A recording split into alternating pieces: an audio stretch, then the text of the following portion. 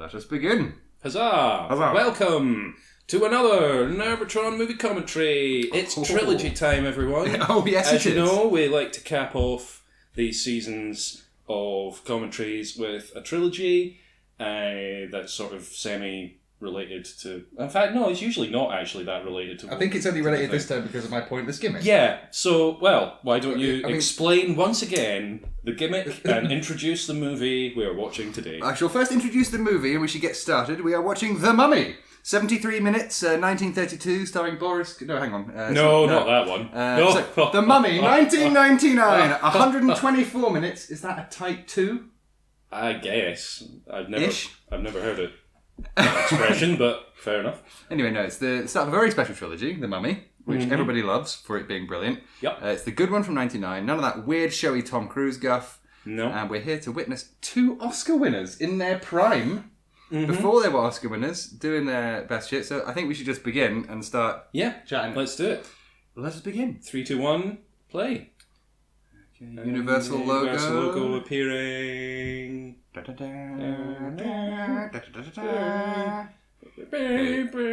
Spinning round. Stopped, I think. There we go. Universal. Fading out. away. Oh, bright sun. Wow. And pyramid. Let There us we go. begin, yes. Very appropriate. So there's a voiceover at the beginning here, and apparently in the original script they planned for the actor who plays Imhotep, Arnold Vosloo, who we'll come to, to do the voiceover, and then they realised, hang on, how the fuck can he speak English? So they had Oded Fehr do it instead. Yeah. Which makes much more sense. Makes much more sense. I'm glad they actually thought about that. Mm-hmm. Yeah, this looks pretty good. It still holds up really well. Like, I remember watching the behind the scenes and stuff off this very DVD that we are enjoying. And they show a lot of the composite shots, and a lot of this was just like shot in like London and Pinewood, just like layered and layered and layered, and it was really well done. Yeah. Like, you can kind of tell some of the people look a bit sort of disconnected from the world sort of thing. Yeah, but this was early CG people as well. So. Well, indeed. Yeah. God, that just looks very good. So here we have Mr. Arnold And Vosloo. and then the scenery's looking pretty good as well. Yes.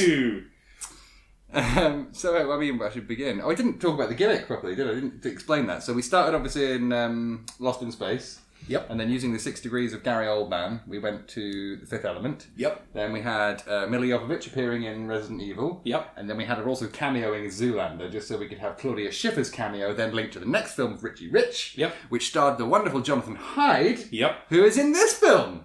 Yay! Yay! It works, sort of. I did actually sadly realise that if I was really clever, though, we could have gone... Let me actually check what my notes say here. We could have actually only gone 4 steps.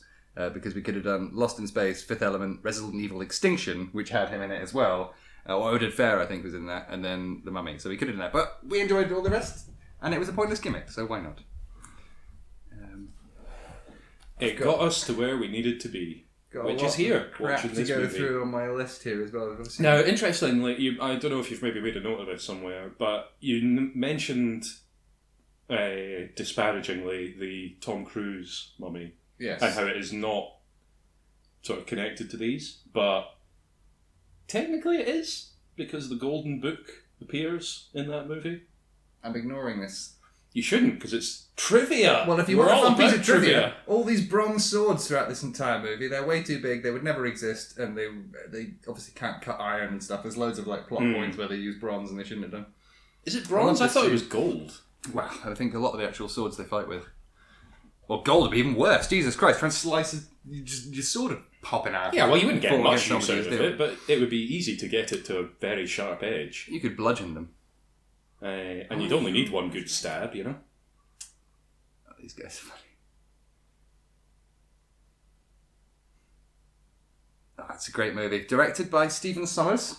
Who's he? Well, exactly. I don't really know what he'd done, but he's best known for this, Van Helsing, and the 1994 live-action Jungle Book movie starring Sam Neill, which I didn't know existed. That's a new one on me. Well, maybe we should watch that next series. He also wrote and directed G.I. Joe Rise of the Cobra, or Rise of Cobra. And then not really much else since 2013. He's done various producing things and stuff, but he's not really done a lot. But very much, very heavily involved in all these. Like, he wrote this, alongside 2 other people. He wrote this, The Mummy Returns, and 5 Scorpion King movies. Yeah, there's been. I didn't realise there were so many. I think only a couple of them had The Rock in. Yeah. But it's also co-written by Lloyd Fonvielle. I don't know if that's how you say it, but it's like Fonvielle. Rest in peace. He wrote this and various Mummy video games, as well as a few TV movies, including a 1988 show called Gotham, starring Tommy Lee Jones, before he played Harvey Dent, and it has nothing to do with Gotham City. Oh, so fun little fact I found there. Also co-written by Kevin Barr, also rest in peace. That doesn't look so good. Oh, dodgy black goo. Water effects are always, even to this day. I don't know, I mean, I suppose it's kind of spirity. It's meant to be kind of just a vague sort of smoke kind of thing. So far, the effects have held up, and I certainly saw a clip of the Mummy like the other day. Oh, that was a bit of a janky like load-in, but it's great. Yeah. Now, Wales, the other writer, also had story and writing credits for Rambo 2, this, and a few other things, and most of the rest of his credits are all just video game writing. So loads of these people have just like written their Mummy video games and stuff like that. So it seems like they've been very invested in the Mummy and Van Helsing universes, and Rambo. God, he's got a really good, angry, really disappointed, distressed face. He does. Oh no! Oh no! Mummification. Live mummification. That's the worst kind. Well, interestingly, and we'll come to this later, considering the film is called The Mummy, and it's about Imhotep, who's a mummy, he's not mummified. All his dudes are, all his like his dudes, all his like his bros, his broskies, yeah, they're all very very much mummified and killed. But he's put in this alive. And again, I'm going to scroll down, skipping to my notes here, but let me find this, because there was some interesting thing about the... scarabs. In fact, no, I mean, we'll come to that in interesting or not interesting, because the whole scarab thing, obviously they're not real in this way, but... Yeah. I think it's implied that they're mystical. Just seeing this key and stuff again. Yeah. I watched a Adam Savage Tested thing the other day, and he actually was holding and playing with this exact prop, and it still works exactly as it does. It's like actual functioning props. I miss like seeing films with proper things like that. The thing about this whole thing is, right, this Imhotep fella, he's been a bad guy. He's not a good chap. He's been a bit of a naughty person, right? At least by the standards of the society in which he lives, and arguably any society. The Mummy. You wouldn't. Why would you do the whole immortal curse thing? Why wouldn't you just like kill him and chuck his body in a ditch and have done with it? Because they wanted to torture him for eternity. Yeah, well, I know, but that's. You're not going to be around for eternity, yeah, but he is. Imagine the stuff. I mean, to be fair, even though they didn't actually do it for eternity, for 3,000 years, he was suffering. I mean, that's pretty good punishment. Yeah, but then he's going to come back. But they're not going to care. They're all going to be dead. It's just very short-sighted, you know. It's just, I don't think they should have done it this way, honestly. Fair enough. But whatever. Let's get into the cast. Okay. Because we have, in this film, like I said, 2 Oscar winners prior to winning Oscars. Yep. Well, we've got Mr. Oded Fair, we'll come to him. Brendan Fraser, also known as George of the Jungle. George the Jungle. Playing Rick O'Connell. What a guy. Good movie, that. I like it. It is. Well, yeah, I mean, Christ. It is great. Here he is. Yay. He's got promoted. Oh, classic. He had such presence back in these movies in the 90s. He's such a good actor. But he obviously recent Oscar winner for The Whale, which I still haven't seen. Yeah, but I have actually wanted to. I've been following the Renaissance pretty closely on Reddit, and enjoyed his. Are we really calling it that? I am, yes. Okay, fair enough. I very much like him in Doom Patrol a lot. He's great in that. He's obviously always liked him in these films. Yeah. I haven't. What else have I seen him in? I've seen him in George of the Jungle. I've put Dazzled. The best things, and I actually saw a YouTube video commenting on this concept.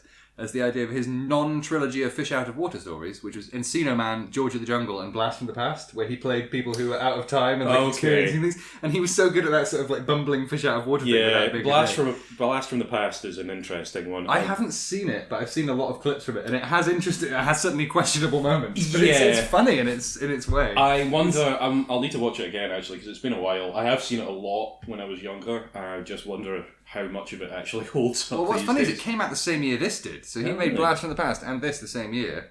I mean, what a guy. Also, he apparently voiced the Tasmanian Devil in Looney Tunes Back in Action. So, very versatile actor. Yeah. I'm sure we'll have a lot more to say about him over the coming movies because he's. Yeah. I don't want to blow my load on Brendan Fraser right now. Pardon the pun. Moving on.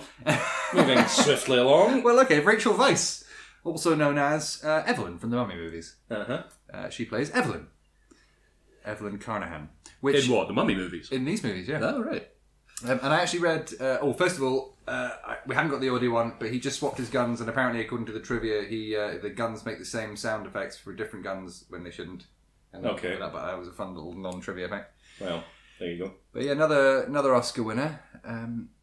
I've got a note here, Rachel Weisz. Shame about the eyebrows in this one. People really like to pluck a lot in the 90s. They were plucking mad. Yeah. Like, so this, it looks great, but it just has such like pin-like, like stripe eyebrows. It just doesn't really feel I very think fitting. she kind of did it less so in the Yeah, next one. yeah. But it was this one in particular, like, just silliness. Yeah.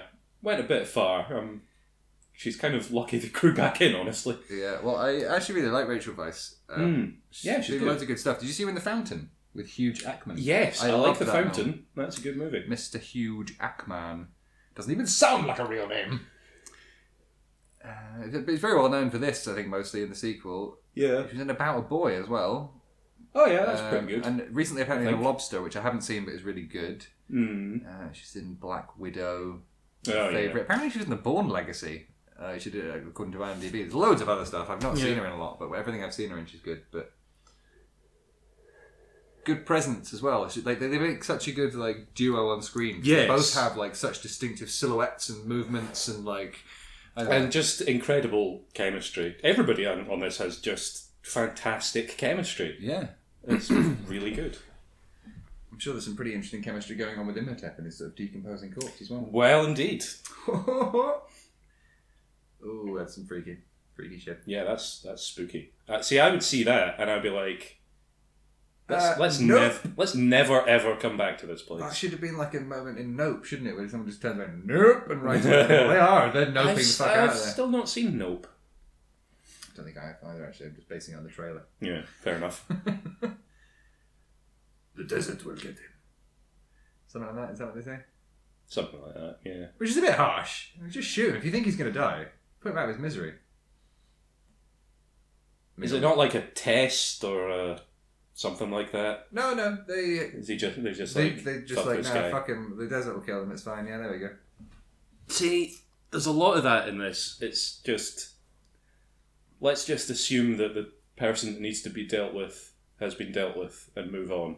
Oh, here we're coming up to the... I really, really wish I could properly get into the process of getting these things listed in, like, order of appearance. Because every time this happens, I get frustrated we haven't chatted about Odin Fair yet. And then we've got... What's his name coming up in a minute?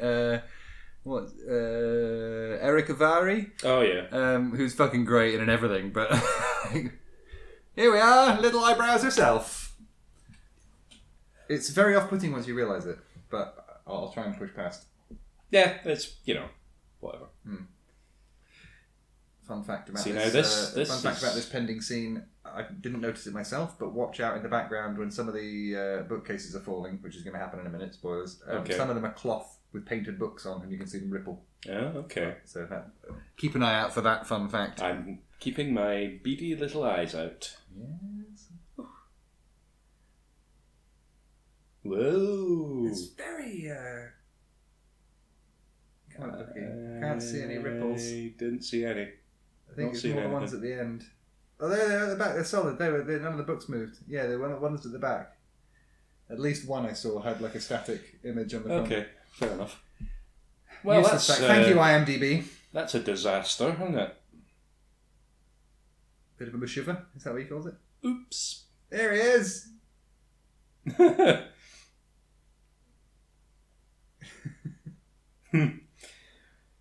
Sons of the Pharaohs.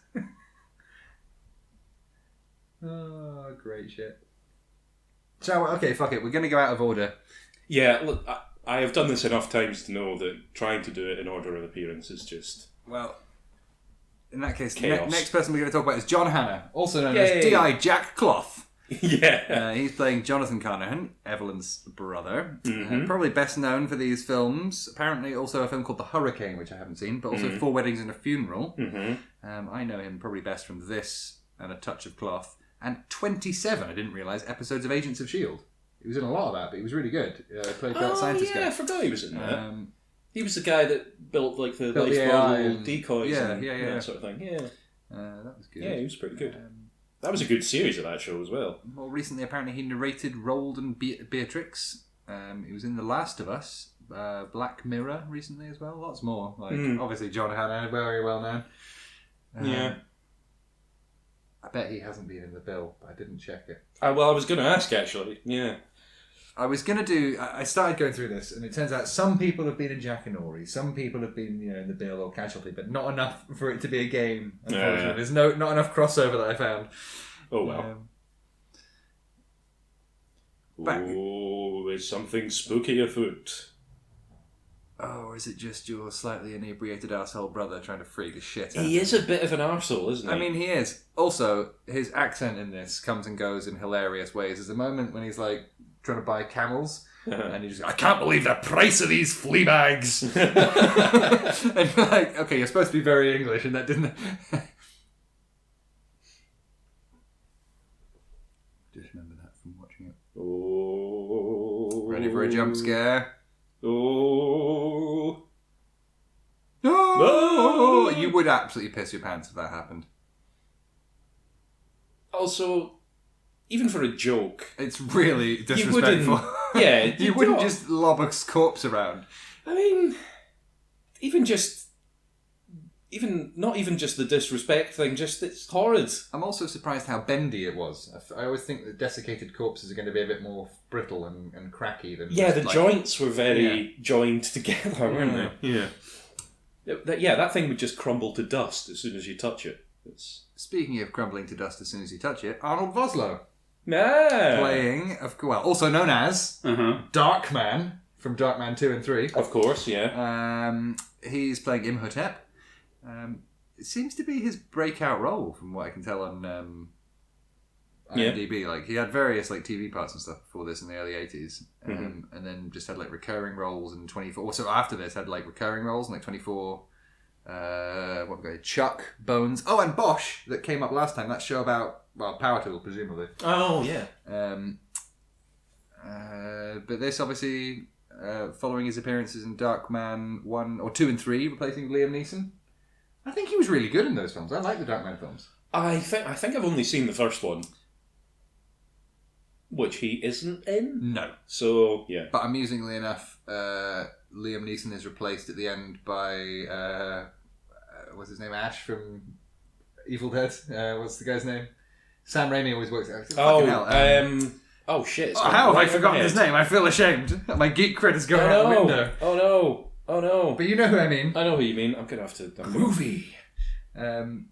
Jesus Christ, how can we not remember his name? Because we're stupid. That's why. Oh, Jesus Christ. So yes, he has a little cameo at the end of Darkman 1 when he obviously swaps his face when Liam Neeson's escaping and he turns around towards the camera and it's him. Bruce Campbell. Bruce Campbell! Oh, good lord. Yes. But Arnold Vosloo, very recognisable. Mm-hmm. Obviously not on screen right now. No. Oh, this so pisses me off. The burning of the fucking... Just, you absolute numpty. You absolute He's numpty. doing it on purpose. Well, I mean, is he though? Yes, he's doing it on purpose, but trying to make it look like an accident. But of course you're not going to believe it's an act. Oh, and then he, I suppose, just chucks it and lets it. But yeah, he is obviously doing it on purpose, you're right. Yeah, because he Oh, doesn't... he's teamed up with Odin Fair, isn't he? Yeah, because he's one of the Guardian people who's don't ever go to this place. He could have done a better job at burning it, to be honest. I mean, yeah, he could have just chucked it in an actual fire. He could have just pocketed it. Yeah. and- Oh, Omidjalili! Oh yeah. Well, the next person on my list, Patricia Velasquez, Oh yes. also known as Marta Estrella from Arrested Development, which I did not realise. Interesting. So she's playing Anaxunamun or however you want to say it, because they say it in loads of different ways in this movie.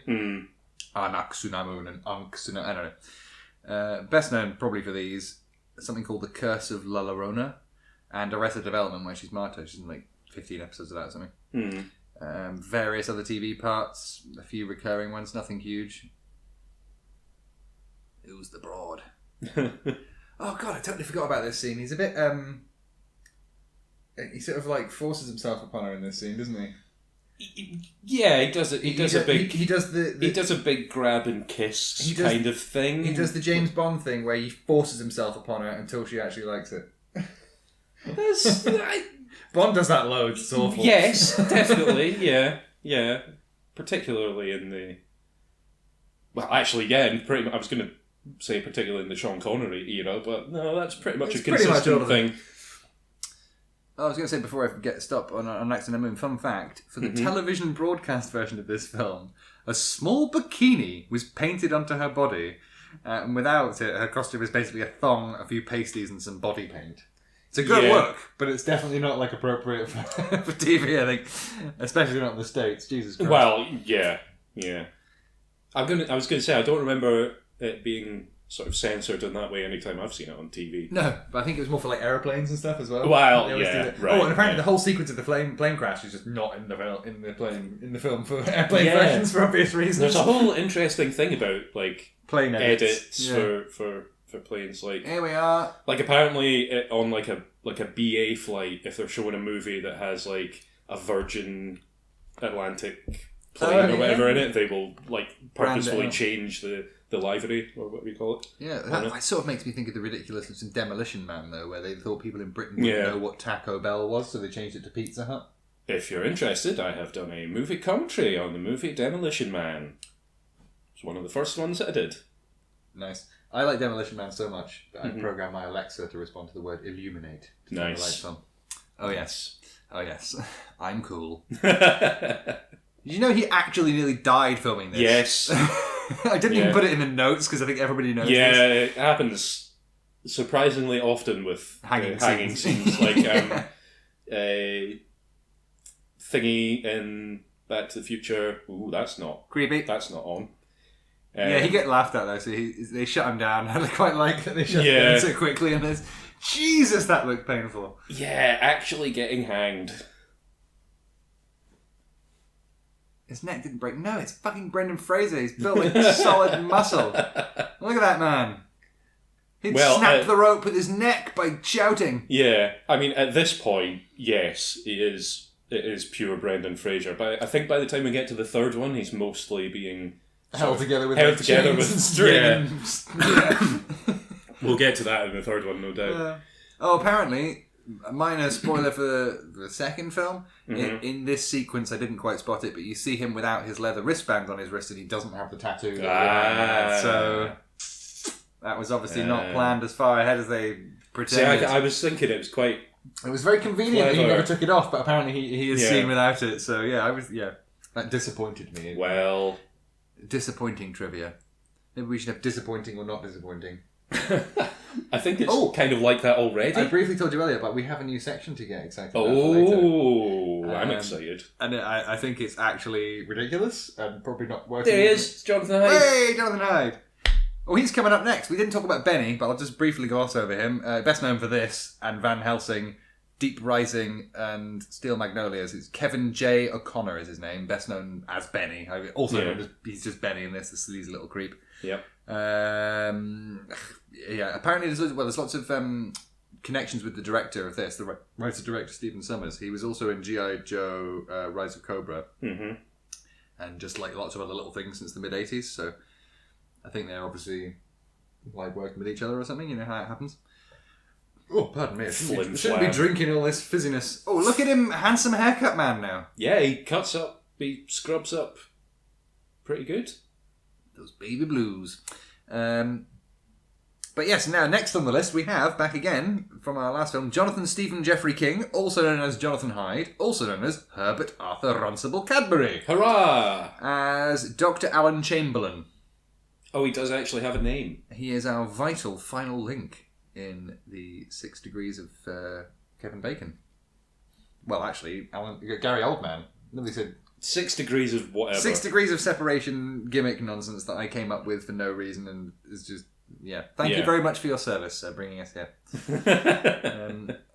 As per our last discussion, he's famous for very shoutable movie titles such as Jumanji, Anaconda, Mummy, but we established not Titanic. He was also in Jack and Aubrey several times. Yes. Oh, it's the Americans. The Americans. One of these guys died really young. I was very surprised. Which one is he?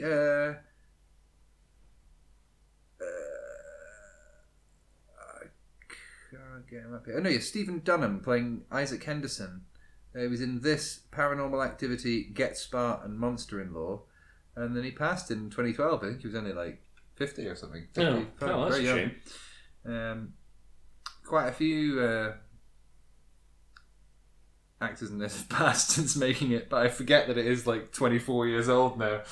Yeah. Jesus Christ. It's very old, and it's not aged badly at all, really. But that's because it was the last of the sort of big blockbusters, wasn't it? When it was all like as real as you could get sets. Like they were actually on a soundstage on a boat there filming it, rather than like a CG. I mean, it's probably it's probably a projected background, but it might even be rear projection rather than green screen in these era. You know, it's like I don't know. There's something about the. Oh God, she's sassing him for giving him a bad kiss when he assaulted you. I mean, fair play to wind him up, but yeah. I mean, that's a very 90s thing, isn't it? Oh, little plot hole with this bag. Later on, he chucks it in the water and it floats. Maybe he's got little bags of air in it or something. Got a polystyrene lined. I think you're a bit early for that. Well, 1920, whatever it is. He's saying it might have some anachronistic issues. Possibly. Some come up in the trivia section. Oh, good. What else? Odin Fair! I'm down to him now. Hurrah! Also known as Admiral Charles Vance. He's playing Ardeth Bay. What was that? Okay. Interestingly, Ardeth Bay is the name that Boris Karloff used, like Imhotep, he used as, my name is Ardeth Bay. Right. He says it's slightly different, it's spelled slightly differently, but that's where the name comes from. It's like not in any way properly story related, but the name is from there. Interesting. And this was his first movie appearance. Lots of TV work, a little bit before this. I don't recognise much of it, but he did voice Dr. Fate in Justice League and Justice League Unlimited. Oh, of course he did. God, I love those shows. He was in both Deuce Bigelow movies for his sins. He most recently played a terrible admiral in the terrible Star Trek Discovery. You know that terrible show with the terrible writers? Ugh, he did 17 episodes of that shit, is how I wrote it. I can't even try and sound enthusiastic about my own writing. It was a terrible show. He was in it. He was alright. He's a good enough actor, but just like fucking gash character. How the Mighty Had Fallen. Well, there you go. And this is where also, he was also in Resident Evil Extinction. Obviously, we can't go that long without a Mila Jovovich reference because she's great. But that just means, like I say earlier, we could have done the whole sequence in Lost in Space, Fifth Element, Resident Evil Extinction to here, and with it, because I was just trying to get to the Mummy. Yeah, I wanted to have 5 movies beforehand, so I had to like stretch out a fucking Zoolander. We talked about Zoolander, but like, a load of shit. Goodbye, Benny. Whee!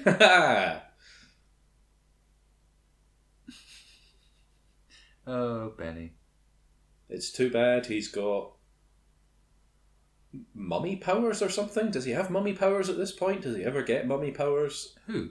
Benny. He never gets mummy powers. He gets some sort of... He just gets some sort of like protection or a promise that he won't get eaten by the mummy because it translates for him. Okay. I was sure he got some sort of mystical ability. Oh God, she's just like... this is an awful scene as well. Just like her dwelling on the kiss. Ooh. Yeah, like I say, that's very 90s thing. But then also, are they trying to be like, she's very, Christ, she's like a very traditional woman from the 1910s. Well, is it that kind of aspect they're trying to play on? They're bad in that way. I think they're trying to kind of set it up like that, but then the kind of the twist with it is she's actually kind of capable and like easily a match for Rick. Ooh, right in the eye. Ooh. Oh, very Guest House Paradiso.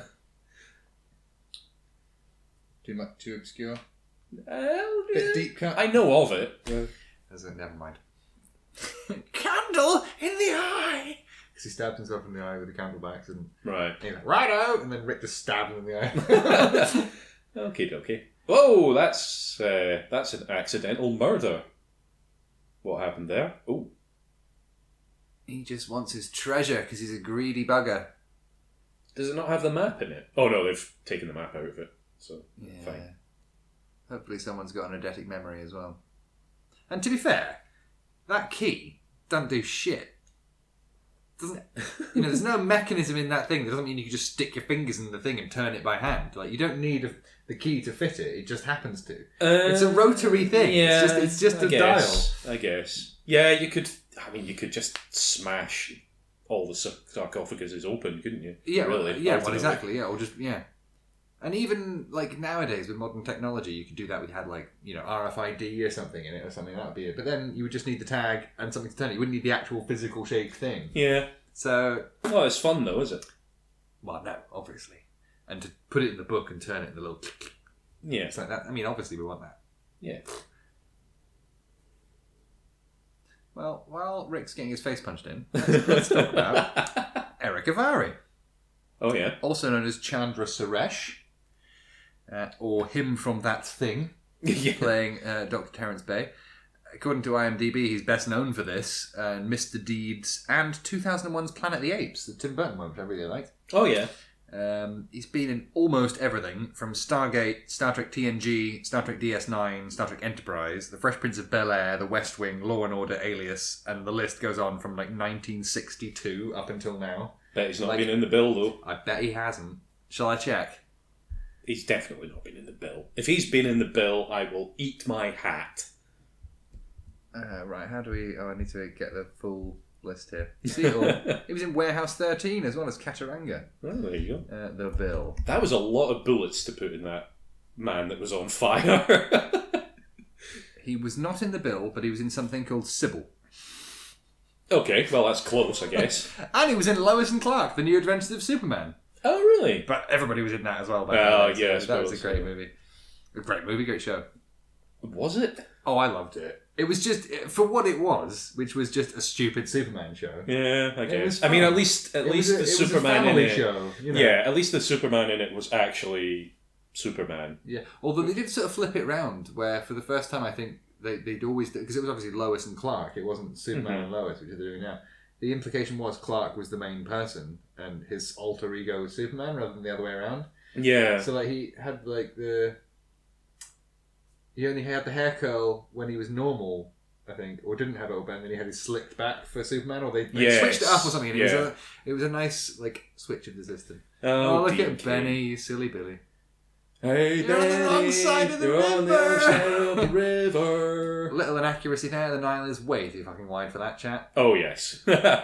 And also, if you take a dip in the Nile, you're gonna catch something. Well, yeah. It's not. Well, to be fair, I wonder if 120 years ago it was as polluted as it is now. Oh, well, that's a fair point. Probably was a lot better, actually. That's a fair point. And also, crocodile's probably going to get you, or alligator, whatever they have there. I don't know. Crocodile. Oh, that was the Scottish accent line that we can't hear, but he said it's something about the price of these flea bags. Bloody camels. Camels are scary. Like, horses are quite scary, but camels are scary creatures. Good lord. We missed the chat where he was just saying he should have sold his sister instead of the money. Yeah, he's a bit of a scumbag, isn't he? Yeah. Look at them pins.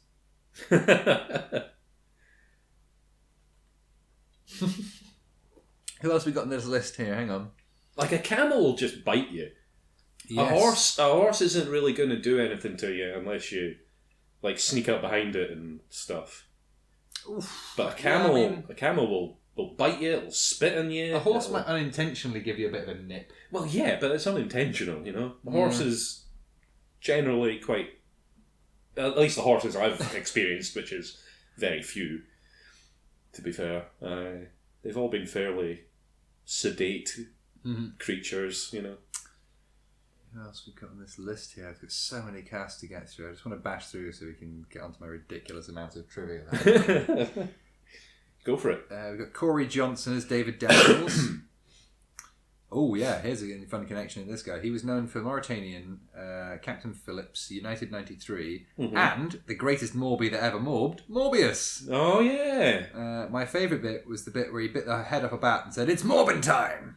That was Pretty great. sure that was in Morbius, wasn't it? That scene? Yeah, I think that was all of Morbius actually. Yeah.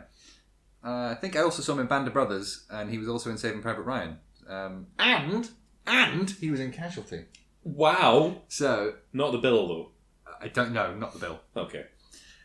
but just That's a lot Casualty. of stuff. There's a lot of stuff.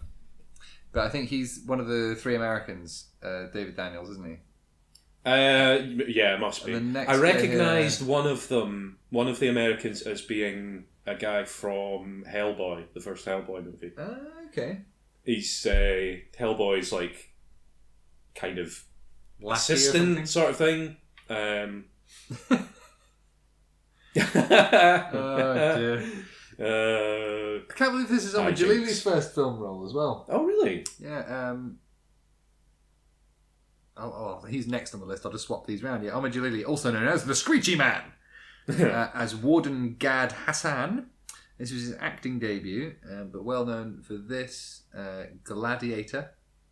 Something else. IMDb said something. There was something called The Infidel or Infidel as well, which I hadn't seen. And Modigliani, might be saying that wrong. Not seen a lot of his films, but he's a pretty funny comedian. I've seen a lot of his stuff. Yeah. Lots of small appearances in many things. In his Dark Materials recently, the BBC one, that's quite good. Didn't see that. Also in Mamma Mia 2. He voiced a character in GTA 4. And he was also in 13 episodes of Dinotopia alongside Jonathan Hyde. Well, there you go. So another little connection there. We could have watched Dinotopia. We could have, yeah. Linked to... I don't know. The other American was Tuck Watkins. He's playing Bernard Burns. What a great name. Oh, Jonathan Hyde was something there. Oh god, it is cool, isn't it, this film? Yeah. That's just cool. Also, this is why I think it's very Indiana Jones. That's him. Yes. Not the one with the glasses. The one before him was in Hellboy. Okay, well, we don't know the name, but he might be Tuck Watkins. Oh god, yeah. He's the kind of actor that I'm like, I'm sure I should have seen him in stuff, but then don't recognize, don't know, and then I look down the list and you're like, fucking hell. But then he was in Tim and Eric's Bedtime Stories. Oh yeah. Apparently known for the Good Shepherd, Where the Bears Are, and something called One Life to Live. Between 1994 and 2013, he was in 276 episodes of it. Oh, Benny. Oh. Oof. Ooh, cheesy. He's always taken a tumble, as Benny. I feel kind of bad for him. I mean, he's a bit of a cunt, so never mind. Yeah. He gets his comeuppance, as she says. He's not particularly sleazy, though, in a sort of womanising way. I mean, which given half a chance, he would. I don't think he would. I don't think he's that sort of creep. I think he's more of a sort of greedy, out for himself, kind of selfish, just wants money and to survive kind of thing. And, fair enough. You do what you got to do to get by. And if that means brokering a deal with an immortal demigod creature, then fair enough. You do what you got to do, I mean, that's fair, I suppose. Apparently,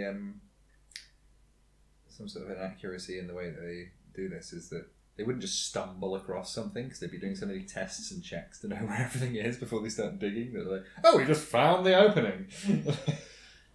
Well, I mean, unless the opening I suppose maybe it was just somewhere they were specifically guided to, which I suppose just happened, isn't it? And it's concealed by magic and stuff, so... Wibbly wobbly. Yeah. Oh, that's what I was going to say, yeah. That's what I like about the fact that this is very sort of Indiana Jonesy in the sense that mystic shit is real, just go with it. Yes. Yes. Oh, this box contains the power of God. Okay, well, fair enough. It's like playing Uncharted and stuff. And like, oh, I'm fighting the abominable snowman now. Okay.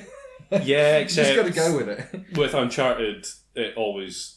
It's the thing with Uncharted, not that it always seems like it's going to be a mystical thing, but then it turns out like it's just a guy in a Yeti suit or something. Oh, I don't know, maybe. Actually, I'm probably more thinking specifically of Tomb Raider, where you Yeah, Tomb Raider. Like Tomb Raider. There was all sorts of magical nonsense Wibbly and wobbly. dinosaurs and what have you. Nice toolkit. Yeah, handy for this sort of situation. What a heroic jump there. Whee! Oh, Jonathan, stop your whinging. Yeah. Jalili's handling it fine. Ugh. Should have brought a duster. Watch how slow the speed of light was back then. See that? Well, it's got to, like, fizzle away all the dust that's on it first. You know, Okay, a little bit of a delay because of that. We'll allow for that then, shall we? There's only... Oh, God, I just want to fire through this shit now. We've done Jalili. 2 other people on my interesting cast list. Okay. One of them isn't that interesting, but is... Aharon Ipale. Another rest in peace, but he was playing the Pharaoh Seti the first at the beginning. Okay.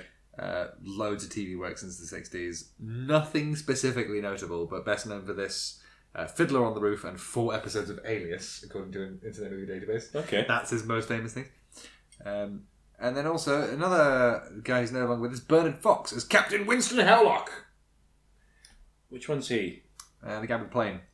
Oh, yeah. But he's best known for this, and he was also starred in Titanic alongside Jonathan Hyde. Yeah. He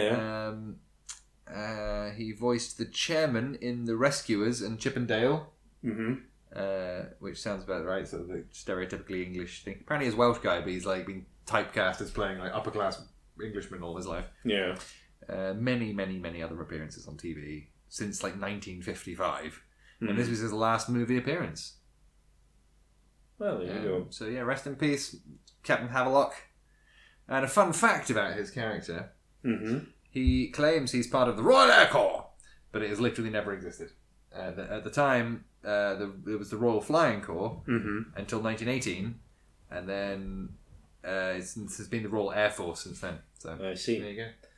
Well, he's been out in the desert for a while. He's probably a bit loopy, you know. Yeah, I mean, that was my first fun fact before we get on to interesting and not interesting. But I feel like we should watch the movie for a bit because this is actually good shit coming up now, isn't it? Isn't this where? This is where they all start digging up stuff, and it all starts going. When the wrath of God melts their face. Oh no, that's Indiana Jones. That's Indiana Jones, yeah. There's not so much face melting in this as there is a dusty face being reconstructed. No, isn't there some... Because they talk about, and I saw this in the notes, but I didn't put it down, something about they call something salt acid or something. Yeah. And that's what they used to call hydrochloric acid. Yeah. There is a face melting bit. One of them gets the face melted off. One of the Sherpas or whatever they are, you know, like one of the locals that they're employing that they don't care about. God, the 20s. Wasn't it such a progressive era? Yeah. This guy's fucked. He's wandered off on his own.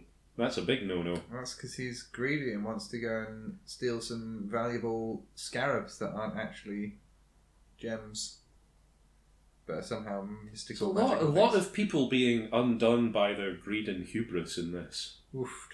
Blue gold. That's not a thing. Is it? Blue gold? Yeah, it could be a thing, I guess. I mean... Dunno.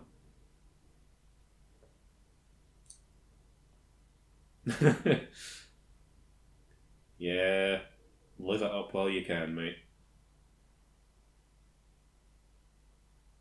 Yeah, let the diggers open it, just fob the risk onto the other people. Yeah, that's classy stuff, isn't it? Yeah. Fucking hell. Yeah, I think I recognise that guy on the left from Hellboy now you've said it. Yeah, he's a guy, he brings Hellboy, like, food at the start, and he's got, like, hair plugs, and Hellboy's like, haha, you're going bald. Oh, melty faces. And you're just playing golf casually. Yeah. As you do when you're in a tomb. That's wrong. They wouldn't take your heart out as well, apparently. No? Well, fun fact, they would have 4 canopic jars, but the heart would stay in the body. And the rest of the organs, you'd have like your lungs, your brain, or whatever, you know. Was the heart? Did they not believe that like the heart was where the soul was? I think, yeah, essentially. basically.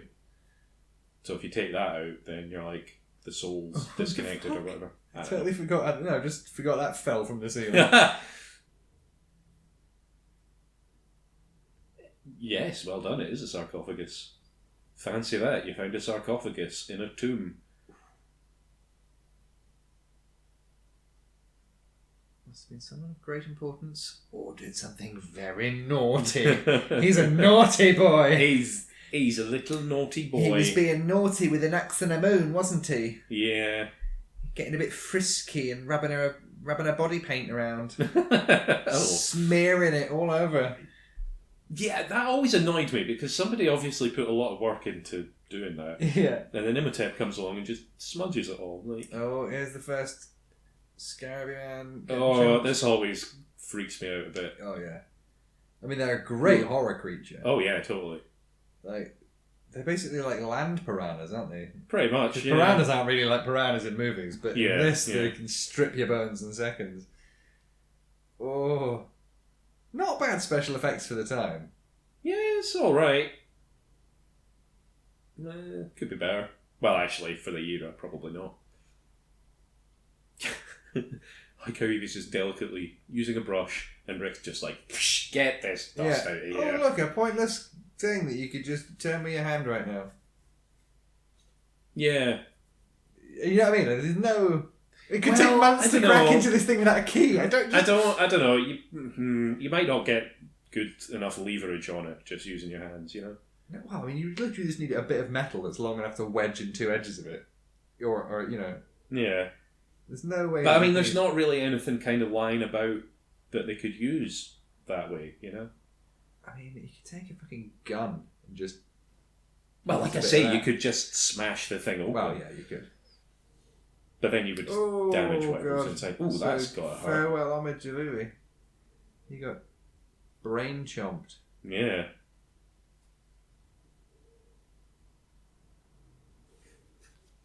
A little misfortune. Oh, yeah, the Americans had diggers some melted. misfortune. Yeah, Yeah. yeah. So unlucky. Pressurized salt acid. So yeah, that's probably what they Oh, used to call hydrochloric acid back in the day. well, there you go. And I thought I was just, watching this, I was like, what the fuck is that?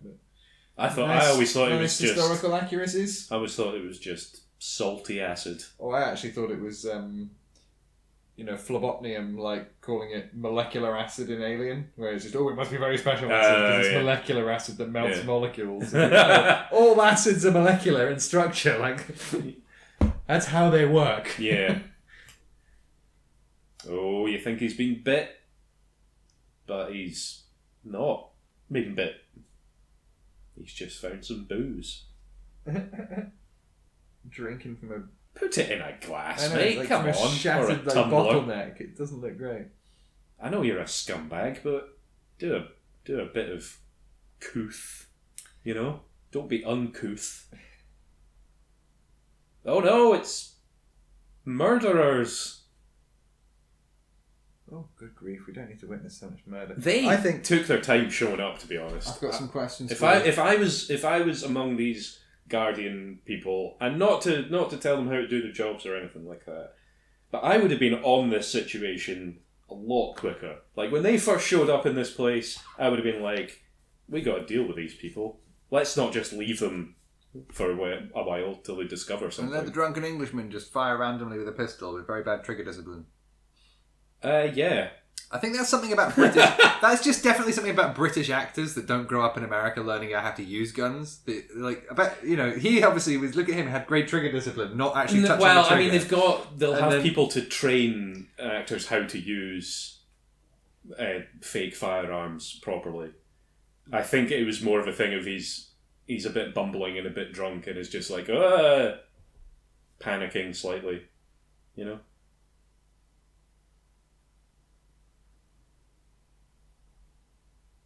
He's got such a presence, that dude. Yeah, he does. He's great. Imagine being caught in a situation like this mid-shave, though. That would be... Well, like mid-haircut, where they've got like half a... Yeah, that'd be really embarrassing. Because you're not going to take the time to finish that, really, are you? You've got more important issues. I think it's time for interesting or not interesting. Hooray! My favourite thing. Everybody's favourite thing. Huzzah! Interesting or not interesting? Number one. At 1 minute 44... Well, sorry, 1 hour 44 minutes and 57 seconds, Imhotep appears to grab Jonathan by the throat and lift him up the wall.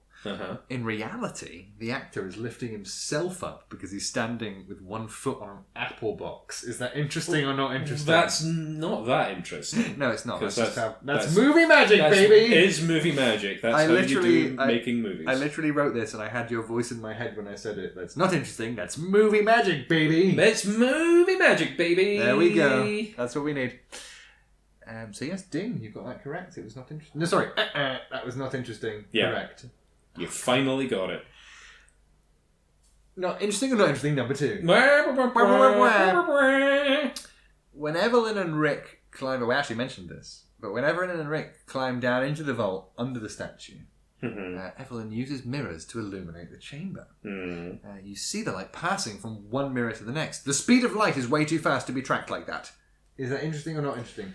It's not interesting because who cares, honestly? I literally wrote, not interesting, who cares, it looks cool as fuck. Yeah, precisely. So, well done, you got a point. Also, maybe there's like magic that's slowing down, I don't know, whatever. Moving on. Who knows? Now, number 3, interesting or not interesting, number 3. Imhotep fears cats because, and I quote, they are the guardians of the underworld. Pardon me. Burpee. Good grief, that came out aggressively. In Egyptian mythology, however, cats were associated with the goddess Bastet, who was the goddess of fertility. What did you call me? Indeed. The goddess of fertility, motherhood and protection, Bastet. And Sekhmet. They were also associated with Sekhmet, the god of healing, and not the underworld. Is that interesting or not interesting? The interesting... It's quite interesting. I like a bit of Egyptian mythology and history and so forth. The interesting thing from that I thought of was that the panther god from Black Panther is called Bast, which is quite similar there. So, yeah, I would say that was quite interesting. Well... ding! It is interesting, but most people won't know, and it sounds cooler. But it's fine. Yeah. So you got 3 out of 3. I'm so 3 for 3 in this thing. But I'm sick of the interesting and not interesting. All right. I'm sick of it now. Okay, fine. That's your bit. I stole it. Right. But it's time to try a new section. Oh, a new section. I'm excited. A new section I would like to call... anachronistic or artistic. Oh, very good. The following facts are stated as either factual errors or anachronisms on Internet Movie Database. Okay. But the question is, are they anachronistic? And in this case, I'm not meaning necessarily literally anachronistic, but I kind of mean they're either bad writing and kind of inexcusable and or like not in keeping with the universe, rather than just being like set out of time. Because there's some that are like, yes, they're definitely anachronistic. Right. And some that are just like, you know, a little bit. Okay. But you know, if they're artistic, then you can, you know, it's you know, I you can let them away with it. If it's like an artistic reason that you can do it, then okay. So you see how I think I get what we're doing. Well, okay. So number 1, I need a sound effect. I didn't think about a sound effect. That's fine. Don't worry about it. Number 1. The hieroglyphics on Ardeth Bey's forehead are supposed to spell Imhotep. Right. However, they're incorrect and are translated more accurately as Imhotper. Is that artistic or anachronistic? I'm going to say that's anachronistic because they could have quite easily got that right. Well, although I do understand where you're coming from there, my answer I actually put was just artistic. It's forgivable and it probably just looked better. Well, maybe. And it might have just had better symmetry or something. Maybe. I don't know. So that was guess. I said it was forgivable and artistic.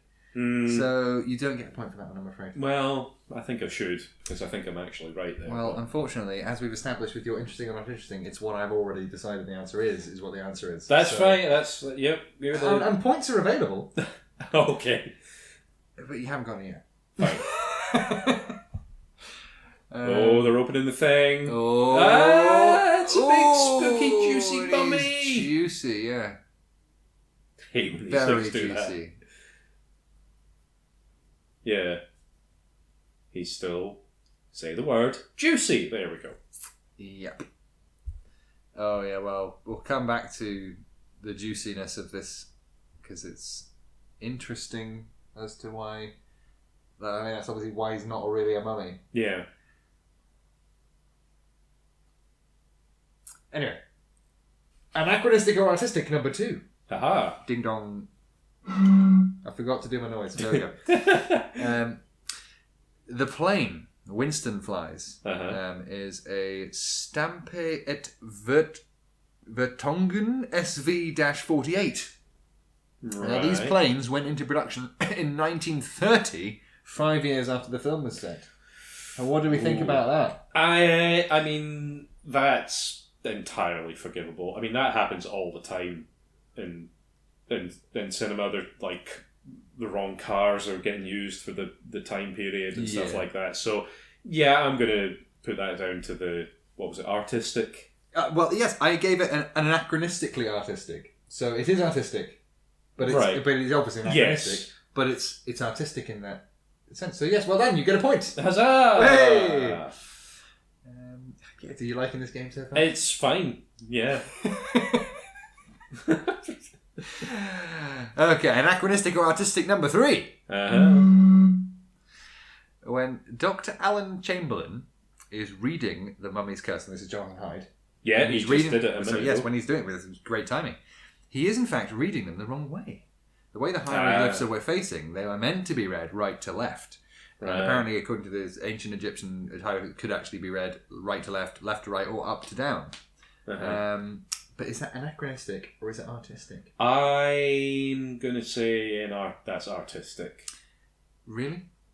Yeah. Because bear in mind that anachronistic doesn't definitively mean it's actually anachronistic. It's just not quite in fitting with the universe, perhaps. Yeah, on that basis, I don't think it makes any difference which way you read it. Well, unfortunately, the answer was actually that it was anachronistic because it was very common knowledge for that doctor to have known how to read it. And I would have expected more from Mr. Jonathan Hyde, actually. I expected him to know more and to be able to read fucking Egyptian hieroglyphics. But I mean, he read it. He's Herbert Runcible Cadbury, goddammit. He read it successfully, so in the context of the universe, he was correct. Oh, we'll give you half a point then. Okay, fine. Yay, I guess. Talking again about the book, number 4. The Codex style books, this is how they describe it on here, this with pages, covers and bindings and stuff, weren't actually invented until the Roman Empire. So ancient Egyptians all used scrolls, therefore the Book of the Dead and the Book of Amun-Ra should not actually look like modern books at all. So is that anachronistic or is that artistic? I mean, that's artistic because without the books, you don't have a movie. You are correct. It is artistic. Well done, Jing. Oh, God, I think this is way more of a thought provoker than just whether something's interesting or not.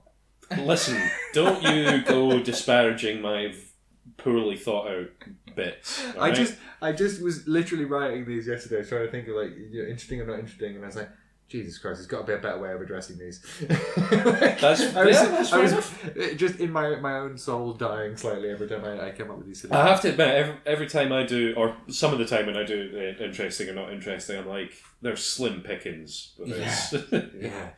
But some of this I thought, with it being historical. Yes. Anachronisms are always fun little things. Yeah, makes sense. What else we got here?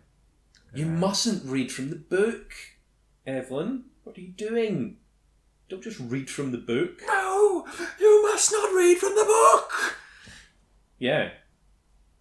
You're going to wake the juicy man up. He's all... No. He's a bit grouchy. You must not read from the book. That's what I just said. Yeah, that's what he just said. I said it too, yeah. We've said it several times, and yet they still did it. Silly billies. Nonsense. Let's go for artistic or anachronistic number 5. Nice. Here we have both times when the Arab horsemen are attacking Hamunaptra. That's how it's described on thing. I think Arab horseman might be a bit of a wide thing. What are they called? The Magi? Yeah, something like that, yeah. Apparently the sound of ululation is heard. Apparently in the Middle East, this sound is traditionally made by women, and during times of celebration or grieving, and it would not be made by men attacking on horseback.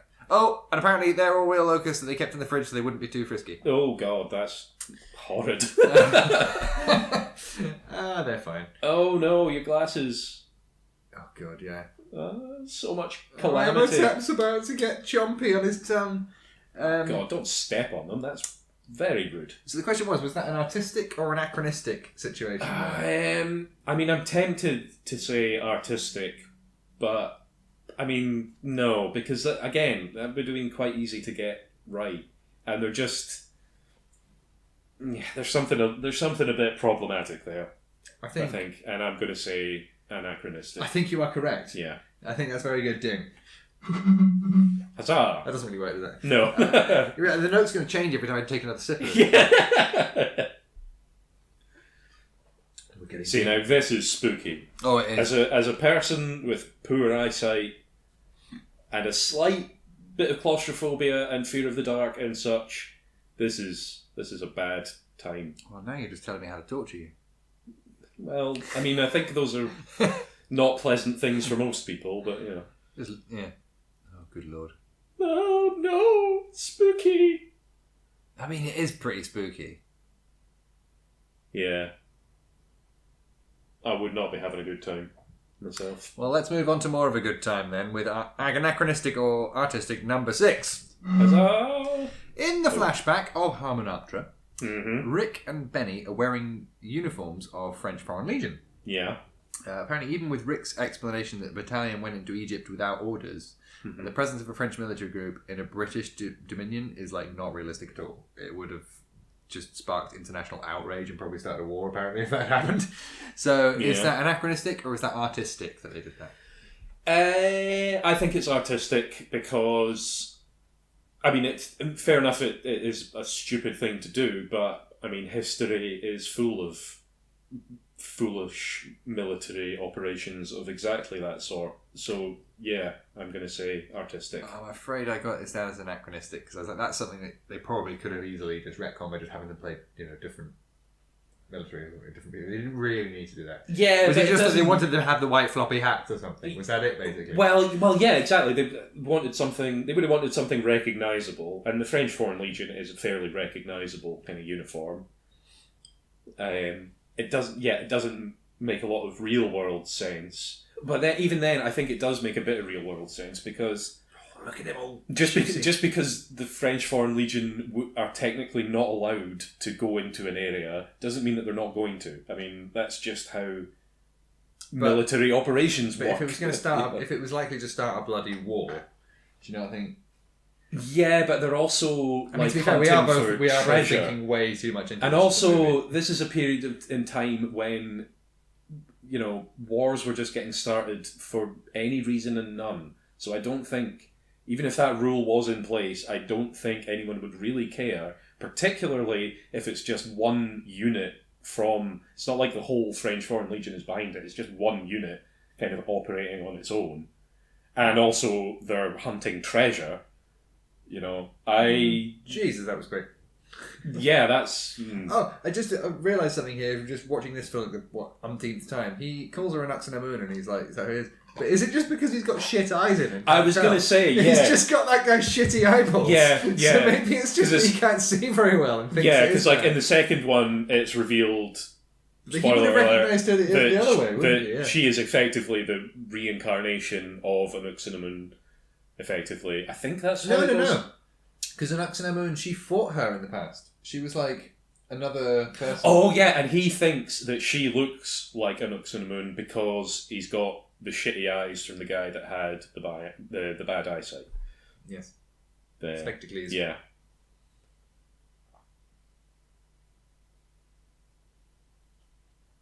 Kill the soul. Yeah.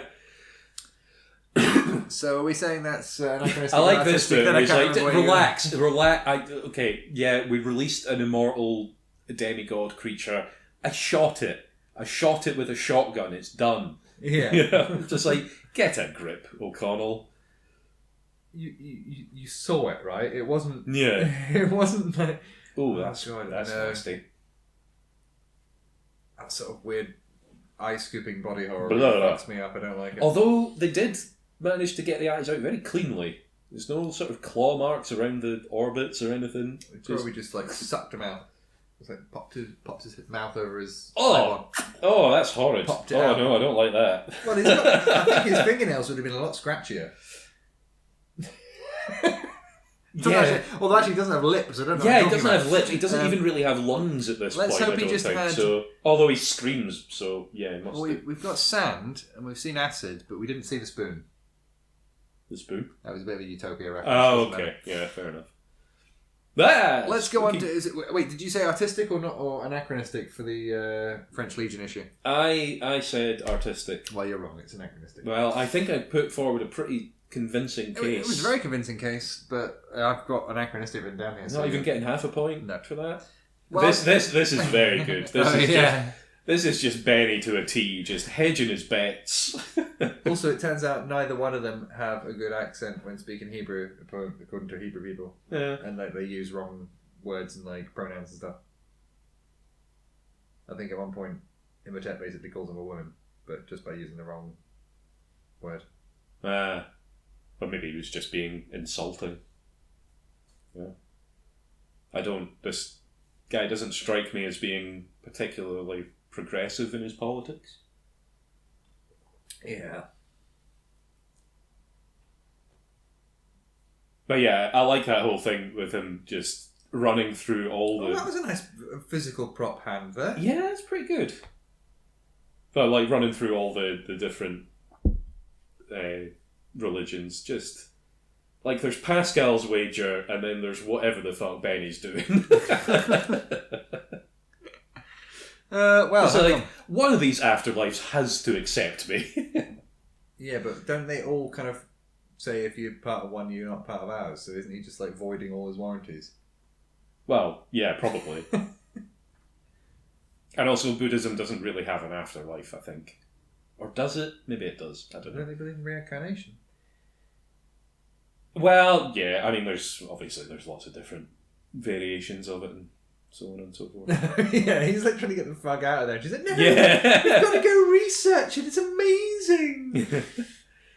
Right, here we go then. Number 7. Well, she's like, we've got to take responsibility for this fucked up thing that we did. I mean, and, yeah. And Rick's just like, nah, let's just get out of I here. shot it with a shotgun. I've done my bit. No, I'm getting. We've still got quite a few of these to get through. I don't want to. Okay. Don't, can't get bogged down watching the movie here. Number 7. Well, I'm getting shit at this. It's empty. The American cowboys, when they're on the boat, they're all seen shooting away, shooting at stuff that comes up. The people hopping on board. Yeah. They're all seen wearing earplugs. Is that anachronistic or is that artistic? Well, no, that's definitely anachronistic. Yeah. 'Cause that's just a That's just a goof. yeah. That yeah, like obviously they had to wear earplugs because there's a lot of blanks getting fired. Great. Hey, here he is! There we go. He's very drunk. The bloody idiot spilled his drink. Oh, he's such a memorable character. He's probably only in it for like 10 minutes. Yeah. Winston. Are you ready for question number 8? I'm ready as I'll ever be. Number 8. The knife that Rick uses to cut out the scarab from Jonathan's arm is a Benchmade Model 42 butterfly knife, which would not have been available in 1923. Is that anachronistic or is it artistic? Well, it's kind of the same as the plane situation, isn't it? I mean, it just doesn't really matter that much. So I'm going to say artistic because it's just a fucking knife, innit? Yes. I have a note here that cool knives are cool.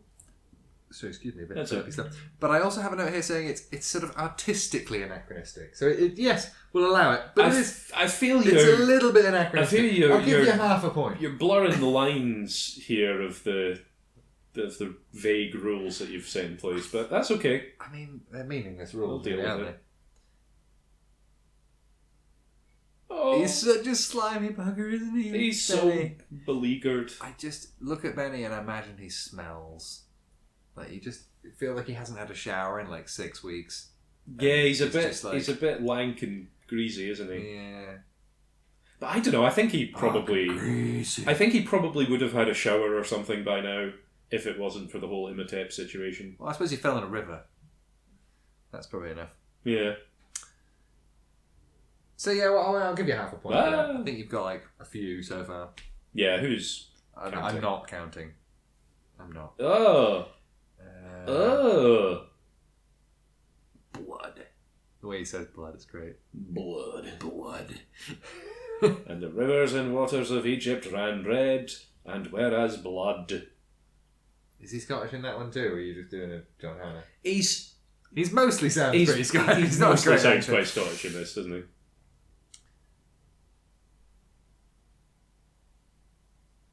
Hey, Evie, we got a problem. Literal biblical plagues are starting. Yeah. Oh dear. Right, what's Oh, next I then? mean, I've got a fun fact about this. I think it comes Oh, yeah. up later, though. Actually, where are we in my list here? We'll come to it. That's a lot of fireballs. Yeah, it's not great, is it? I mean, where I are think they- it's- like I think what's it's really pretty interesting is where are these things coming from? They're like being conjured out of subspace. Where's the energy coming from? Oh, Suddenly- he's back. It's Mr. Where's the Energy? He's back. Oh, he's been drained. of lots of dry. energy. Oh, this is a great sequence. The special effects of this back in the day were just mind blowing, and it still holds up okay. I mean, fair enough. We're watching a pretty janky looking DVD version, It looks alright. so, but It's fine. I think it would look alright in. And you can forgive the HD. slight jankiness because all the characters and action are very compelling yeah, and good. and it's not a actually. special effects movie. It just has Yeah. special effects in it. Yeah, and obviously they saved all the budget for the big sand face. Yeah, true. That's a cat. Ah, I'm allergic. Oh, here's where we have the anachronistically inaccurate fact about cats being the guardians of the underworld. Oh yeah. They should have known better. But it's fine. Question number 9. Are you ready? I think so. After being hanged and prior to boarding the boat, Rick is explaining to Evelyn about his troop believing in the city so much that they marched across Libya. Mm-hmm. Now, the movie is based in 1923, Yeah. and the country was not referred to as Libya until 1934. Is that artistic or anachronistic? I'm going to say artistic because if they'd referred to it by the actual name that was called at that time, then yes, it would have been more accurate, but probably not a lot of people would know what they were talking about. Ding! 100% correct. There we go. That is exactly basically the answer I gave, so well done. But even then, still, you could still just use the correct name for it, and from context, you probably understand what was going on. But yeah, I can understand why they would make that choice. Cool. You're getting pretty good at these now. You're getting pretty good at these. Yeah. You say that, but there's probably about 50 more, and I'm probably going to get them all wrong. We've now got... there's not 50 more, no. Number 10. Oh, this bottle... There we are. There we go. Is that even going to come through on the recording? Probably. I hope so. When they seek Winston's help, the Victrola record player thing is playing at 33 RPM. Uh-huh. However, they only play at 78 RPM. And 33 RPM records didn't even exist until the 1950s. So Right. is that anachronistic or artistic? Oh, I don't know. I guess, again, it's like the plane and the knife. It's like... But is it like the plane on the knife? Because if it's a few years here and there, that's fine. That's like 30, 40 years after when it's set, isn't it? Well, That's I way guess. out. That'd be like Yeah, I suppose having a that's- mobile phone in the 80s and having like an iPhone in the 80s. That's Yeah. way out. So is it artistic or anachronistic? Is there any... Yeah, I mean, again, I think that's something that they probably could have gotten right. Yeah, I'm going to go anachronistic. And you're correct, it is, Yeah. because I specifically said on my notes here, unnecessarily incorrect for no artistic benefit. Like, there's no benefit to that, it's just wrong. So, yes, that bothered me a little bit when I was reading through my little things here. Are you ready for question number 11? No, I don't think I am, but here it comes anyway. Question number 11. Dr. Bay says that Hamunaptra was a myth told by the Arabs, in quotes, to Greek and Roman tourists. But the Arab conquest of Egypt was after the Greek and Roman periods. Right. So is that anachronistic or artistic? Well, in the context of the universe, I mean, I would say artistic because, yeah, you change little things like that. I don't know. I don't think that really matters that much. I mean, I put anachronistic, but who cares? This gimmick is stale now. Yeah. Not much better than interesting or not interesting. So is it quiz time? I think possibly is quiz time, yes. Let's get quizzical. Let's get quizzical. Just threw a chair at him. He just casually lobs a chair at him. I love that. He's such a badass. He's so good in these movies. Yeah. Like, just in terms, like you say, just lob a chair and that'll sort it, you know. He's very Indiana Jones, but he's cooler than Indiana Jones, honestly. Yes. He doesn't need a stupid hat. Because his hair is basically a hat. Yeah. And he uses 2 guns, and Indiana Jones only ever uses 1, if it ever at all. And a whip. And a whip. Well, a whip's quite cool, to be fair. And the hat's cool. But Rick O'Connell does actual sword fighting, and Indiana Jones will avoid sword fighting like the plague.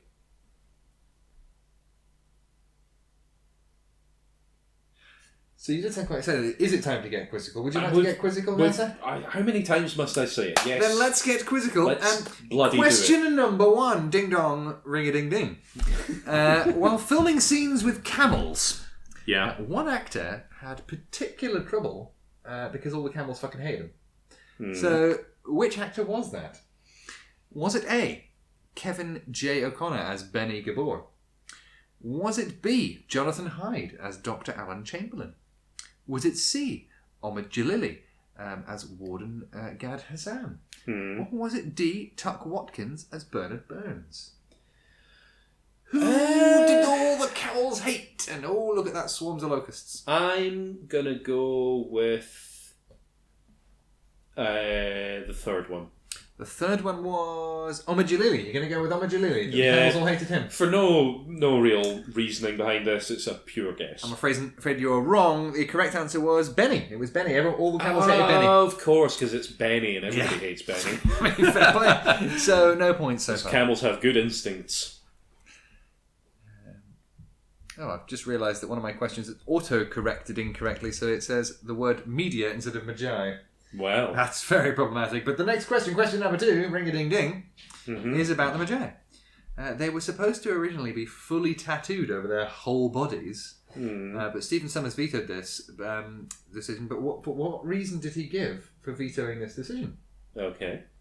Was it because, A, the makeup department simply couldn't keep up with quality for all the cast members? Was it B, the makeup kept running in the desert heat and they had to keep, I suppose it's the same answer really, isn't it? But they couldn't keep up, they had to keep reapplying it. Yeah. Or was it C, Oded Fair was too handsome to be covered up? Or was it D, the actors wouldn't stop complaining about the hours-long makeup applications? Well, I'm tempted to say C because, that's good, I like that. The crawls up his face and he chomps on it. Because apparently that's how he survived being... Hold that thought, sir. Okay. We're coming to that. Because actually, Okay. you're going to... One of these questions, I can flip it up. I'll do the next question for this. You answer this one and we'll come to that exact fact. Because it's very interesting. Fair enough. So, what was this question again? Sorry. The question was... the tattoo they were supposed to be thing, covered, but was it because the makeup department couldn't keep up with the quality? Yes. Was it because it kept running in the desert? Yeah. Was it because Oded Fair was too handsome to be covered up? Or was it because the actors wouldn't stop complaining about how long it took to put on? See, I'm tempted to say the third one because I mean that's just true. Yes. It probably wouldn't be the fourth one because Creepy. I think yeah, that's not nice. Ooh, dusty. I don't think it would be that they were all complaining about it because I don't think they really would have been complaining about it. I think they probably would have been having a good enough time making it that they would be on board. I love that big open jaw. So I think it's just purely a practical consideration that it would just too difficult to do in the first place. Not even like a maintenance thing, so I'm going with the first one. Okay. You're wrong. Oh. The correct answer was because Oded Fair was too damn handsome to be covered up. Right, okay, You well, should've gone with your I gut. should have He gone was with my gut. But, yeah, so apparently it was planned that he would be completely covered in tattoos head to foot, and he was like, no, we've got Oded Fair, get his face on the screen. Handsome motherfucker, let's get him on screen. That's And a wise very decision. Fair. Very fair. Wise decision. I think, yeah. You're not doing great on these so far, are you, Quiz? I think I'm doing perfectly. Are you aiming for 0%? Absolutely. Right, well, in that case, question number 3. Yep. Ding dong, ring a ding ding. What caused Arnold Vosloo to expose his bottom on set? Right. So was it a wind machine? Emotep. Emotep. Yeah. Apparently, when people were queuing up for the Mummy ride, a lot of the people queuing up, when it shuffled forward a little bit, would all just chant like Emotep. Yeah, you would, wouldn't you? Yeah, they're there for hours, but made me chuckle. So yeah, sorry. Arnold Vosloo exposed his bum on set. He got How his did bum it happen? out. How did his bum get exposed? Was it because there was a wind machine? Was it just a wardrobe malfunction from an aggressive hand gesture? Was it from his own free will, i.e. he's a bit of a prankster and mooned them? Or was it that a spider crawled up his leg and he frantically ripped off his costume? Well. So, was it a wind machine? A wardrobe malfunction from an aggressive hand gesture? Was it his own free will, because he's a prankster and he mooned them? Or was it because a spider crawled up his leg and he frantically ripped off his costume? It could be the spider thing. I'm kind of tempted to go with that one because it's quite funny. / traumatic. Yes. Wind machine? I don't think so. I'm sure they probably used the wind machine at some point in this, but I can't really think when. Okay. The wardrobe malfunction could have been that. He does a lot of big gestures and stuff. Mm-hmm. But I think the costume department would probably be good enough to account for that. And I don't think he would be doing it as a prank. I hope he isn't doing it as a prank anyway. Okay. So yeah, I'm going to go with the spider thing. Well, I'm glad you picked that, because that was one I made up and I was quite proud of. my Unfortunately, God. the correct answer was... It was a wind machine. Oh god! It happened as the camera was panning up in the sandstorm thing when he's doing his big shouty sandstorm thing. So all the wind gusted up his backside and he exposed his bottom. Oh dear. Oh dear. Well, at least he didn't do it as a prank. Yes. That would be a bit not on, really. It was the 90s. I don't care what era it's in. fair It's play. still a bit not on, really. Are you ready for question number 4? Yeah, go on then. What's actually happening in the film now? I'm not really paying attention. Imhotep's shown up, and all of his followers are chasing the people, and it's a big chase. I wonder how anachronistic that car is. That didn't come up in my research.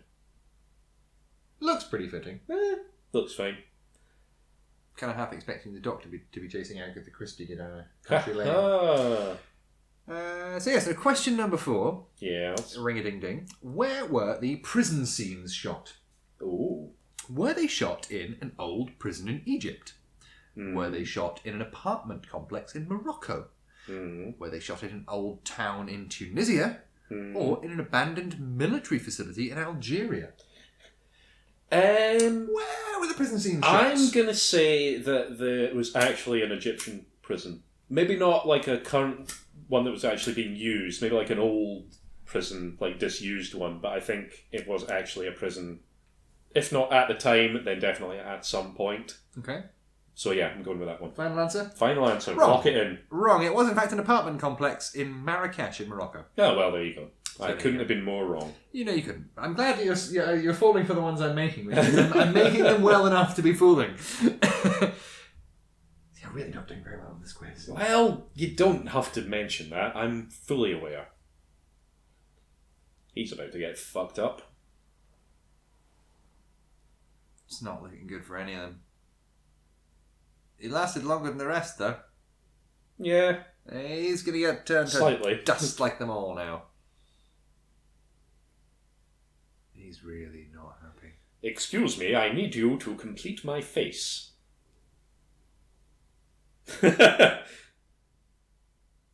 Bet you wish you hadn't stolen shit from the blooming sarcophagus now, eh? He would have left you alone. He only wanted the jar. Which actually was a bit of a plot hole. That he's searching for the jars, but then also absorbs the people. But why not just absorb any people? Like, there's hundreds of people in the crowd here. What's so specific? Is it like a focused curse based on who saw the sarcophagus after? I kind of it's assumed... all very like quantum weirdness. Yeah, I always assumed that it was like he kind of had to... He was just kind of trying to kill everyone that was involved in like bringing him back. So he didn't necessarily need to drain those people. And also, maybe the stuff in the jars had just gone off and he needed fresh supplies, you know? Maybe. Maybe. Oh yeah, she's like mocking his translation. Yeah. That's so funny.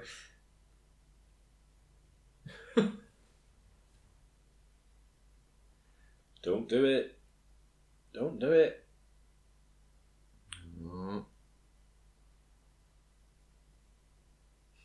I'm going to come back and haunt you. Yeah. Alright, question number 5. Here we go. Ring-a-ding-ding. Now this actually was a callback to the scene with all the fire and brimstone earlier. So to film the scenes with the hail and fire falling from the sky, what was used to simulate hail? Oh. Was it A, ice cubes from the hotel?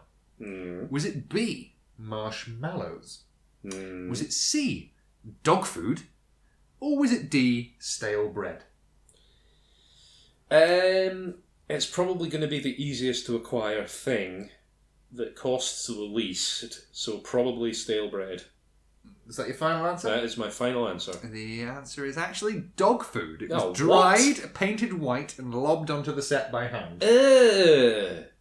That's gross. I thought you might like that fact, though. That's a fun That's little one. horrid. And you got that wrong. You haven't got any of these right yet. Well, Come on. I'm actually kind of glad after that one. Let's see how you do in the next one. He's doing a big chop. He's doing a big chop. He could quite easily escape these people, but he's deciding just to kill some of them. Which is a bit weird, if you ask me. Like, he could have gotten away. He could have gotten down that manhole or whatever. Yeah. But he had to die to plot the movie, didn't he? Well, not really. No, he didn't. But they wrote it that way. Yeah. He could have come back in the next one and been like, hi, remember me from the first movie? Here's the anachronistic plane. Oh, curse that plane. Oh, and And the there's the anachronistic anachronistic- record player. No doubt there's something anachronistic about that flipping parasol as well. Yep. Tell you what, that's really shiny. He's looked after that well. It's pretty brand new. Yeah, but even if it's brand new, sitting in the desert Yeah, for true. any amount of time, that's going to tarnish pretty quickly. It's going to get a bit pitted. Yeah, A bit sandblasted by the storms. yeah. Well, here we go. We got number 6 now. Question number 6. Okay, let's go. Let's do it. Is this too much? It's fine. It's good. Question number 6. We're having a good fun time. Between the scenes when filming this film, Brendan Fraser would do something to occupy his time. But what was it? What would he do to occupy his time? And the question is specifically, what did he build or make? Ooh. Was it A, a jigsaw? Was it B, a canoe? Was it C, a musical album? Or was it D, a guitar?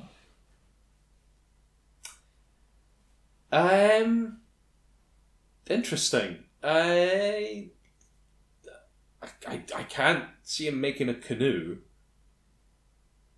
just in like your downtime. I don't think that's really a thing.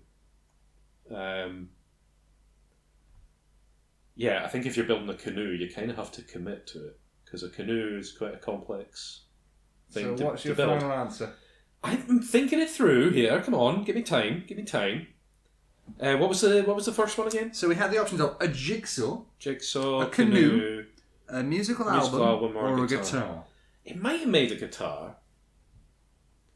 He might have had a hand at like knocking together a little acoustic number. So you're gonna stick with that? I think the Jigsaw is just a little too obvious. Music album. Like, what do you mean by music album? Do you mean like recording a music album himself? Yeah. I don't think Brendan Fraser's ever done that. Okay. So I'm gonna say guitar. You are in fact wrong. Oh well, there's a surprise. The correct answer was a desert canoe. Okay. Which I kind of want to look up more specifics for. Oh, and we're missing the whole sequence of him getting swallowed by sand. But yeah, so apparently he made a desert canoe and would just like whittle away and build and whatever. So yeah, I was quite impressed by that. Oh, there you go. What's the difference between a desert canoe and a normal canoe? Well, should we Google it and find out? I don't really know what a desert canoe is. Pardon me. God, I really shouldn't have drunk that. I'm all burpy today. Apologies to anybody listening. Here's a desert canoe. It looks like that, apparently. Okay, so it's literally just a canoe, but it goes through the desert. I guess that makes sense. I guess. What's this here? Oh yeah, this somebody's just canoeing down sand dunes. Kayaking down them. So, I suppose that. Yeah, it makes perfect sense. Maybe that's more fluid, specific. dynamics. That looks more like desert canoe, hybrid kayak. I don't know. But yes, if we had video alongside, other people could see, but they don't, so they can Google it themselves. There you go. There's only one way out of this situation, and that's a big kiss. Oh, Winston, going out with a bang. See, big kiss solves all problems. That's creepy. She's kissed him with her eyes open. That's really weird. Yeah, I don't think her heart was really in it. No, to be I don't honest. think so. Good grief. Kaboom. Oh, another thing here, which I could have added to the anachronistic or artistic thing. Mm-hmm. They crash in, and as we know in a minute, the plane is going to sink into the ground. Yeah. And Rick shouts, "Oh, quicksand!" Yeah, quicksand. That's no fucking quicksand in the desert. Yeah. You don't get quicksand in the isn't even really a thing. desert. No, it definitely is, but it's just suspension of sand and water, so you can't like swim in it. And you get, Oh, right, yeah. So there is a thing, but it doesn't like suck you down. You just fall into it, and it's hard to come out. Yeah. You're not very buoyant in it. Yeah, but you wouldn't get like just a patch of that out in the desert No, somewhere. definitely not. So if that was a question, would that have been anachronistic or artistic? That would definitely be artistic, Yes. because you got to have the whole thing with Winston getting... You know, with the whole Drag. thumb and the molten. Yeah. Yeah. Well, he went out with a smile on his face, having fun. Yeah. He died as he No. lived, Yeah. I mean, being... it would be awful if he actually was just unconscious and then he just got sucked Yeah, into the ground and they couldn't do it. I hope he actually did check that he was dead there and he was dead. Yeah. Otherwise that's a really Well, he hard checked his pulse vaguely, you know. Check his neck pulse. Oh yeah, so that says Imtepur on his head. Or whatever it says, Impot her. Maybe it's like an insult to imitate. Maybe. Something like that. Something like that, yeah. Well, they're goosed now. They don't have any transportation.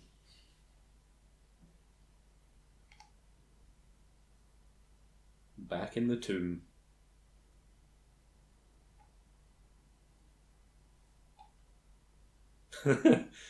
They do always get their comeuppance. Nasty little fellows. Yeah, they do. Oh no. It's that disgusting moustache that I think is the worst, but you know how I am about moustaches. Yeah. But pencil moustaches like that. And what's the that director with the creepy exact same moustache and it just ugh. John Waters, is it Waters something? I don't know. But there's something about those moustaches that just creep me out and make me think creepy man. So Benny, I think maybe that was instrumental in my dislike of those moustaches. Possibly. He plays the character very well. He's a very slimy little fucker. Oh, Jonathan, don't do an homage, Lily. Don't do it. Do you honestly think they hadn't noticed those things? Where's the entry room? Yeah, I was just thinking that.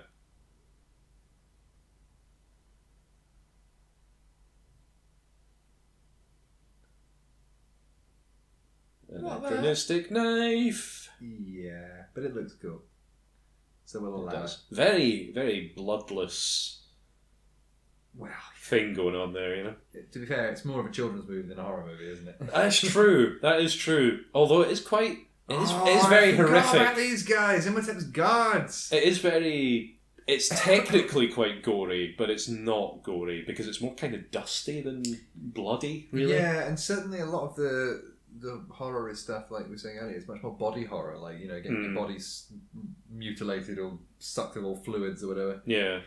Sounds better than it is. Yeah, phrasing. Yeah. Well, on that note, Oh dear. question number 7. Oh my god, are we still doing this?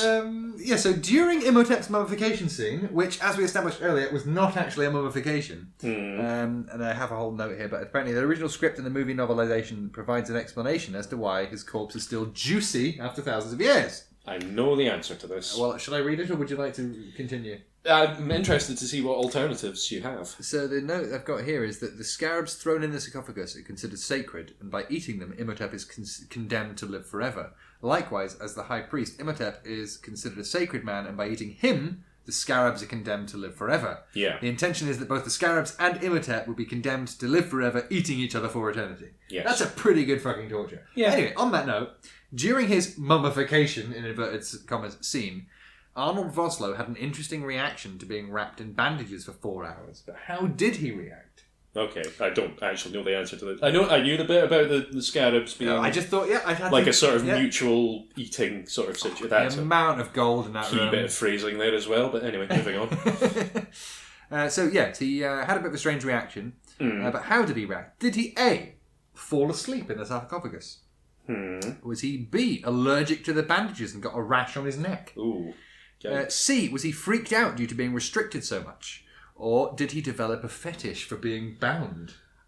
I mean, it could be any of those. I don't think it's going to be the fourth one because fair enough, you might develop a fetish like that, but I don't think it's going to come about in a sort of professional environment like this. You don't choose how your kinks begin. Well, yeah, that's fair. That is fair.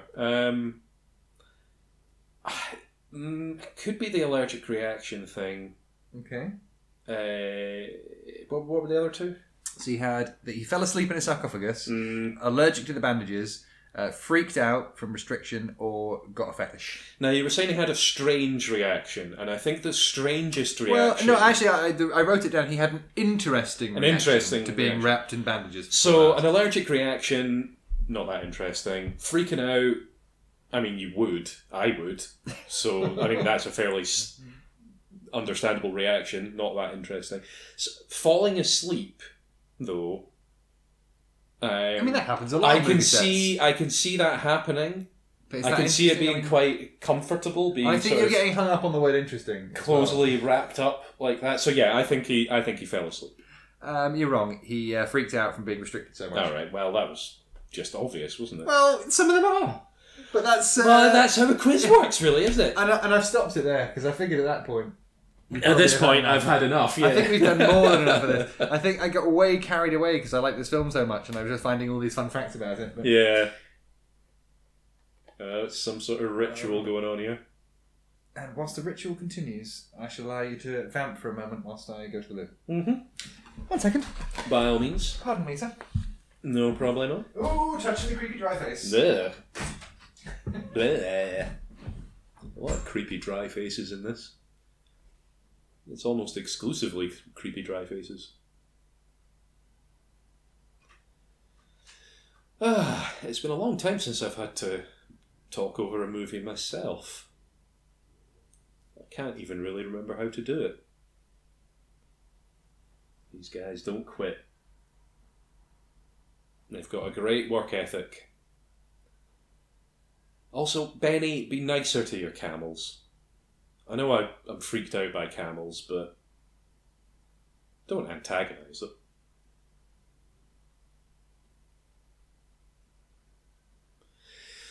Oh, here they go, just digging up more stuff and finding more magic books to mess around with.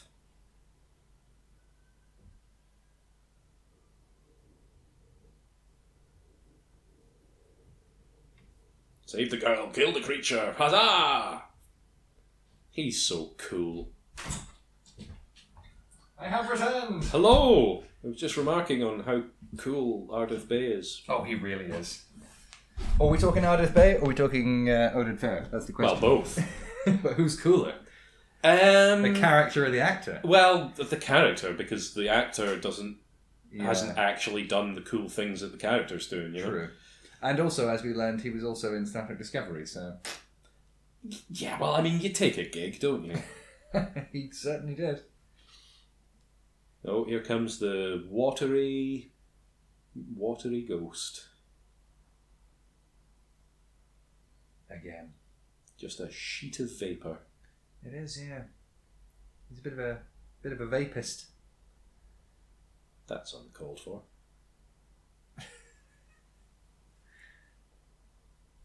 I wonder if it's actually her in all those bandages.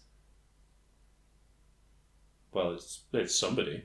Yeah. What do you mean, actually her? I mean, no, the actress, I mean. Oh, well, probably not.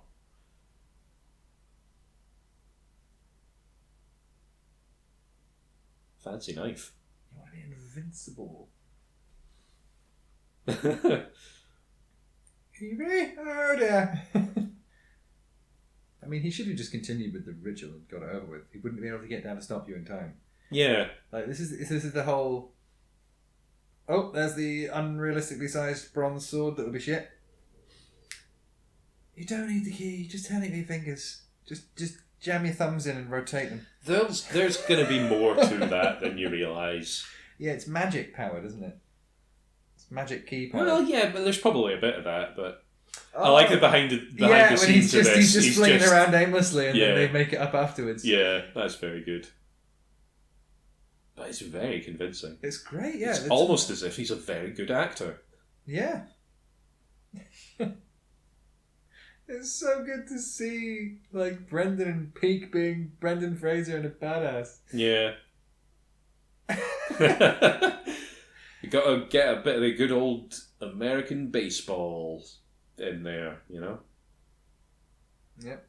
Oh, another little anachronistic thing coming up here is the fact that she's restrained in iron chains, but iron was not in use in ancient Egypt. You don't know it's iron. Could be anything. Well, also the bronze sword sparks against things, and bronze doesn't spark, but carbon steel does. Well, maybe it's not bronze. You're making a lot of assumptions here about what things are made out of, and I don't like it. That's very funny. Yeah. I wonder if they just had like an animatronic just to do that motion of the legs popping up like that as well. It's really convincing. Uh-oh. Oh, cool hat dudes. They are pretty good. I love all this ancient Egypt mummy stuff. It's so cool. When are we going to watch Stargate? I don't know. Yeah, I don't know. won't be for the next season because we know what we're doing for next season. We do, but yes. we'll get to that in good time. Oh, and good time it shall be. Oh, yeah. Although, are you going to miss the Let's Get Quizzical? Maybe I will adopt that myself. Maybe. Who knows? Well, no, I think the best one to adopt is anachronistic or artistic. I don't. I think we had a great amount of fun with that. I don't agree, actually. So you don't want me to continue that for The Mummy Returns? You can do whatever you like. It's your show. I'm being subjected to whatever you subject me to. It's fine. Oh, yes. At your own request. Oh, another little fun fact. When he runs over that, apparently there's a George of the Jungle noise when he goes popping over the Oh, really? skeletons or something, yeah. Interesting. There were a lot of little snippety facts that I seem to have retained and not written down, so that's quite fun. Whee! Yeah, there's a weird noise. It's rain or something. There's some I weird don't think noise it's coming rain. outside, It yeah. sounds like something scratching against the wall, but I don't know. Rats or something. Well, the other day, like, you know how... Fun fact for the people at home, I got a new couch and one of the old ones was sitting outside for a bit. I woke up the other day to a weird scratching noise and found a fox trying to like dig a hole in the couch to get it. It was like all the cushions and stuff were on it, so off it, so it was just like the fabric in the wooden frame that was going to break up. It was just sitting there like pouncing, trying to dive in, and I sort of peeked out and it was like snoozing on it later. Like, so I broke it up that afternoon. I was like, yeah, you can't have fun. No, that's a shame. No fun time for the foxes, thank you. I would have left it for the foxes and other wildlife. Well, yes. I have since mowed my lawn and you can see the foxes chilling out on that sometimes. I do like that. That's nice. And the bees. The bees! The bees! Oh god, it's a bird, a stork! Romaniferous! And it comes back in the second one. Apparently it's also mispronounced. Or something like that. Yeah. I imagine there's probably quite a lot of that going on. Yeah. Ah. It disappoints me that Good they don't timing. subtitle some of the Egyptian stuff. Oh, yeah, that's weird. Yeah. We need subtitles for hard of hearing, not just people who talk subtitles. Well, I mean, I don't think... What is the reasoning behind not subtitling the other languages? That's odd. It's an odd think in choice. those moments he's just making noises there probably. So you're already going, Scaramouche, Scaramouche! And, do you know what I mean? Making sure as they go. So they're probably not actually... I suppose if it's not an actual... subtitleable. Yeah, if it's not actual... Well, I don't know, because there was another movie I was watching... Oh no, it was an episode of Doctor Who I was watching with the subtitles. And it was the Christmas Invasion. Mm-hmm. And they subtitled all the cigarettes language in that. So, and I mean, that's not really a real language at all. Just kicked his arm away. I like that, he's just screwing his arm back into place.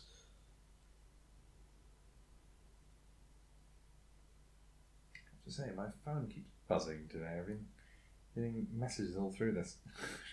How annoying. Shush, everybody. Stop trying to interact with me. Be quiet. Why does real life have to invade on watching The Mummy? God, that book could be heavy, wouldn't it? Yeah. I mean, actually, the real prop is very heavy, apparently. It's obviously not made of actual gold, but it is bronze leafed, I think. Oh, really? Or but gold leafed, rather. Mm. Oh, that big gob! He's got proper stretchy skinitis. I don't know what it's called. There is a condition where you have excess collagen and you can totally stretch your skin. Although I suppose you'd have to dislocate his jaw to stretch that much. Ah, it's a spooky ghost chariot. You're going to rip his soul out of him and send him back to Underworld in the little car. Come back. The beginning come of. back. I need that to live. It's like the start of Skyrim. He's going to go off and get hanged in the back of a little wooden cart. Yeah. Or not hanged. Beheaded. Yeah. Oh, yeah, you're mortal now, you silly plum. Yeah. So you just walked into that. What were you expecting? How'd you like me now? I don't think you like that at all, no. Well, it's a new experience for him, you know. No, he's died hundreds of times before. He's been tortured for 3,000 years, being eaten alive by But scarabs. he's never been stabbed in the guts. No, fair play. Unless he was, but I don't think he was. Yeah, this ending sort of kind of baffles me a bit. Is that just like underworld goop that's just sitting there? I don't know what he's... Yeah, I think it's supposed to be like a sort of the doorway to the underworld kind of situation. If he hadn't have stepped back into that and had just fallen on the ground, would he have just turned into a desiccated corpse again? Maybe. We'll never know. I think he probably would have just died. Oh, and here's the nasty little man about to get his comeuppance! Huzzah! I love comeuppance. For nasty little bends. Oh yeah, just don't do that. A convenient lever that'll cause everything to go shit. Rule number 1 of being in an ancient tomb is just don't touch anything. No. Rule number 1 of being in an ancient tomb in a fictional universe where this kind of shit can be like Indiana Jonesy is don't do that. But in real life, I mean, just don't go in them. Well, yes. Yeah, don't go in the first Let the archaeologists do it. Well, even them, don't I would be say... grave robbing. Even them, I would say, maybe just don't. I'm all for a bit of learning about really past and pushing it, stuff, isn't he? but yeah, he was really determined. I'm amazed that he left it behind, actually. He should have just lobbed a bit through. It turns out he does value something more than wealth. His own life. But then we knew that anyway. Don't do it, You have Jonathan. plenty of time to take stuff. This annoyed me as well, actually. You could have just like grabbed a handful of coins and then run up the stairs. Yeah, I mean, you take Like- one thing and that's probably worth a significant amount, you know? Yeah, but you could. But yeah, just easily like a fill your pockets with enough handful to be of set for life coins or anyway. whatever. And... Oh, dead. Goodbye, Benny. You will not be missed. No. You will be lunch. For the scarabs. Oh, I don't like that. No, it is really creepy, isn't it? Even just like acting that scene would be bloody terrifying. Oh. Even if that's like a polystyrene block coming down on top of Yeah. you, that looked a lot heavier than polystyrene. Yeah, I think when you're dealing with a thing that big, it doesn't really matter what it's made from if it comes down on you. What is descending, actually? The roof. But if there's a hole in the roof, surely the hole would descend too. What? There should still be daylight coming in, no? I don't know. What am I, an ancient tomb trap designer? Maybe not, no. No, I'm definitely not. Yeah, well, they'll stay away from the fire for about 10 seconds until that goes out now, won't they? Yeah, What an unfortunate thing. not a good way to go. Yeah. Although with that many scarabs, at least it would be quick, probably. Yeah, I suppose it'd be like getting attacked by the mosquito horde in One Punch Man. Instant desiccation. Run away! That's why the camels are running so fast. They thought Benny was following. That was such a weird fact. All the camels hated Benny. Poor Benny. Well, that's the thing about camels, is they will, I suppose it's the thing about all animals really, is sometimes they will just dislike you for no real reason. It really is a strange noise going on outside this window. What is happening? Is it just wind? Probably just wind. It's probably just wind. Well, respect and yes. gratitude, people. Hurrah, hooray. Thanks, I mean, handsome they man. did cause the problem in the first place. If they hadn't done it, then it would all been fine. But at least they fixed it after many, many people lost their lives. Yeah. And he's off to go. Live quite happily, does it? Yeah, he's just off to do his thing. And, Although he's kind of out of a job the now, issue isn't I was he? going to say, yeah, the issue now is to just live happily ever after because he has nothing to do. All his gang are going to get disbanded. Until, whoopsie! Yeah. Sequel. Which we'll come to next week. Next week, indeed. Well, maybe not next Maybe week. not next week. Well, actually... Next. I Next don't time, know. Next time, on next time. Nerdmo commentaries. Yay. The Mummy 2. Yay, yay. I was trying to get Tomb of the Dragon Emperor on DVD in charity shops the other day. It's hard to get. See what I can Shame find. that. Oh, they did have fabulous wealth. Oh no, it was obviously the thing that... Did Dom Jalili not load loads up earlier? Oh, it was Benny before, remember? Oh, was He it came Benny? out with a big load of Oh, yeah. stuff, put it on a camel, and then went back in. So they got some So, off and be he rich. came good in the end, really, didn't he? And have an annoying kid soon. Yeah. Oh god, I forgot about that aspect of the second film. Yeah. But yeah, that was a great movie! Yeah, it I was bloody good. loved It that. was bloody good. I've always loved it, and I always will love it. It's just a good, fun time.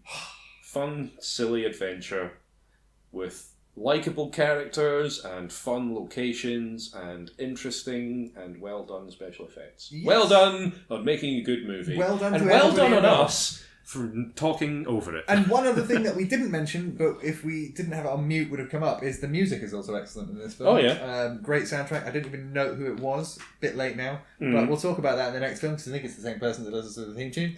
Great stuff. Yeah, well, I don't have anything else to say about this good movie. No, I think not we've at all. heaped enough praise upon it, quite frankly. Indeed. We have buried it within a tomb of praise. It makes quite a change from... Admittedly, we haven't watched any bad films in these past little Yeah. sequence, but it's quite an uptick in quality. Yes. From like Richie Rich to this. Yeah, yeah, So, yeah. definitely. 2 thumbs up. Anyway, that's enough for now. We'll catch you next time. Bye! Goodbye.